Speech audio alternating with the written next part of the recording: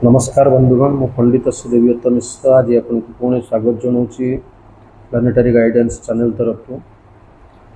आज आम चर्चार विषय वस्तु बृहस्पति जो विशेष दृष्टि पंचम भाव और नवम भाव को रही है तारी उपरे। आग भिडियो आम रखी मंगल विशेष दृष्टि उपरे, आज आम रखा बृहस्पति विशेष दृष्टि उपरे। बृहस्पति तीनोटी भाव प्रति दृष्टि रही है, पंचम भाव, सप्तम भाव और नवम भाव। या आगु कही जो 9 गोटी ग्रह से 9 गोटी ग्रह भितर केवल बृहस्पति, शनि एवं मंगल ये 3 गोटी जो आउटर प्लानेट रही एमान को विशेष दृष्टि दिखाई। जमी मंगलंकर चतुर्थ और अष्टम, बृहस्पति पंचम नवम, शनि तृतीय दशम, अन्य समस्त प्लानेट को सप्तम दृष्टि समस्त को कमन भाव में दिखाई। किंतु यही 3 गोटी प्लानेट को सप्तम सहित यही भाव दृष्टि दिखाई। तो आग भिडियो आम चर्चा रखी जे मंगलंकर दृष्टि केमी कौन विचार करा कौ भाव को रही है से कौन रिजल्ट दिए से विषय चर्चा होता।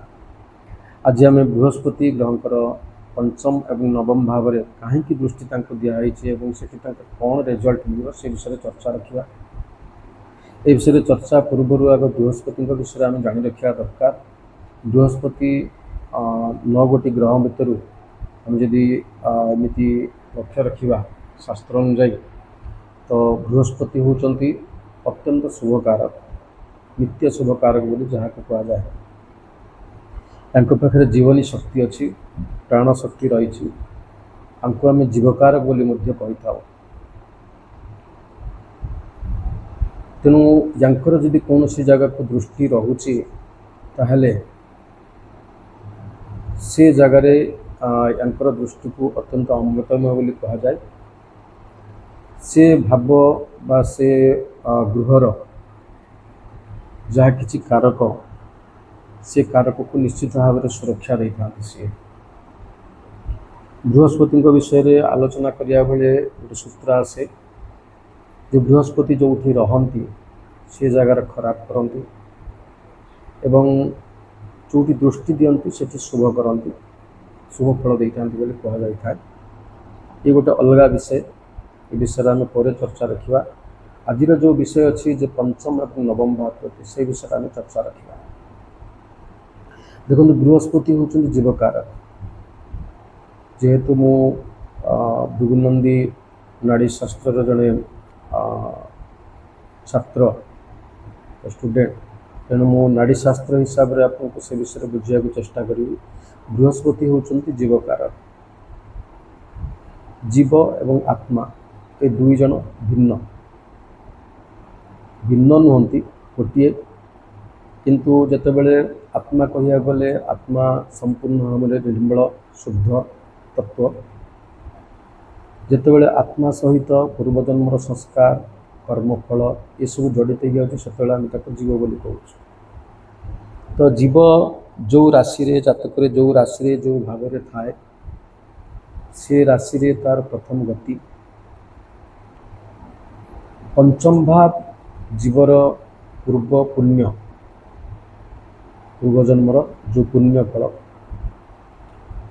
से फल कारक को बुझाए। तेणु पंचम भाव प्रति बृहस्पति दृष्टि अर्थात मन रखु जातक पूर्वजन्म फल को संपूर्ण भाव में कंट्रोल रखती बृहस्पति। पंचम भाव को जेहेतु तांकर दृष्टि, तेणु पूर्वजन्मर कर्मफल को पूर्वजन्मर पुण्यफल को संपूर्ण भाव में कंट्रोल करती बृहस्पति। बृहस्पति शुभता विषय रे आम गोटे विषय जापर आम समस्ते जाचु जे ज्योतिष शास्त्र कहुई 12 वर्ष पर्यंत जातक छोट पिलांकर कौन भविष्य विषय रे आलोचना करने उचित नुह बा गणना करने उचित नुह। कारण बृहस्पति जो राशि रे थांती से राशि रे पुनश्च घूरिक आसिक से जगह पहुँचा 12 वर्ष संपूर्ण लगे जाए। कहीं प्रत्येक राशि रे घूरबार समय हूँ 1 वर्ष। प्रत्येक राशि यदि गोटे वर्ष है से हिसाब से 12टा राशि अतिक्रम करने 12 वर्ष लगे। ये 12 वर्ष मध्य से जो जो भाव उपर जाती, जो जो राशि उपर जाती, जो जो ग्रह उपर जाती, से राशि से भाव एवं ग्रहर फल को एक्टिव करके चलती। तेणु 12 वर्ष मध्य आम कौन सी जिनस भविष्य को नहीं कौन सी जिनस आम देखाटा उचित नुह बोली शास्त्र मना कराई। एवं जापे जेहेतु बृहस्पति संपूर्ण भाव में जातकर कर्मफल को एक्टिव करें,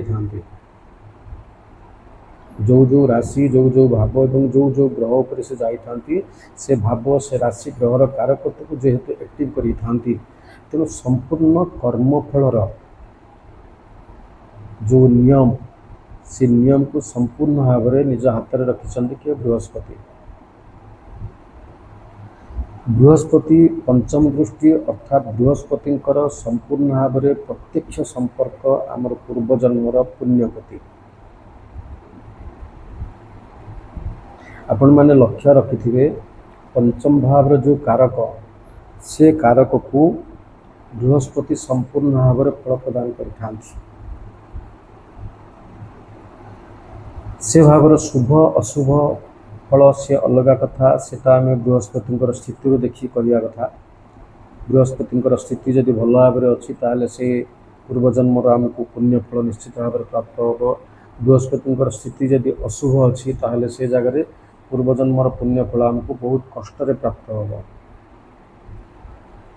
तेणु पंचम भाव दृष्टि आमर पूर्वजन्मर कर्म को एक्टिव करने बृहस्पति पंचम भाव दृष्टि।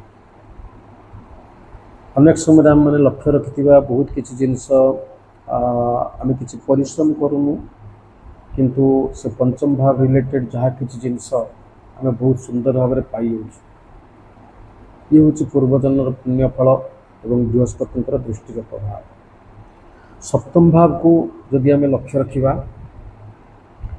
सप्तम भाव में बृहस्पति जो दृष्टि से कौन करे ना सप्तम भाव जो कारक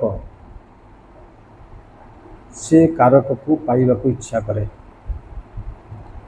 आपण मैंने निज निज जातक या परीक्षा करें सप्तम भाव में जो कारक बृहस्पति निज स्थान टू सप्तम भाव को दृष्टि रखती और बृहस्पति स्थिति टू सप्तम भाव जो जगार पड़ुछि से जगार जहाँ किसी कारक अनेक समय मनीष जीवन काल मध्य से कारक को पाइबा बहुत चेष्टा करे एवं आशा रखि थाए पाए मुख्य। नवम भाव को दृष्टि, नवम भाव आमर पूर्वजन्मर भाग्य आम जो भाग्य को लेकिन आसीचु से समस्त किसी।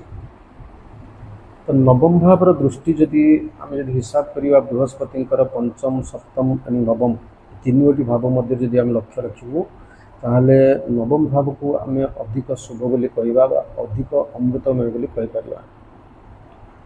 बृहस्पति नवम भाव दृष्टि निश्चित भाव में आमको सफलता प्रदान करें,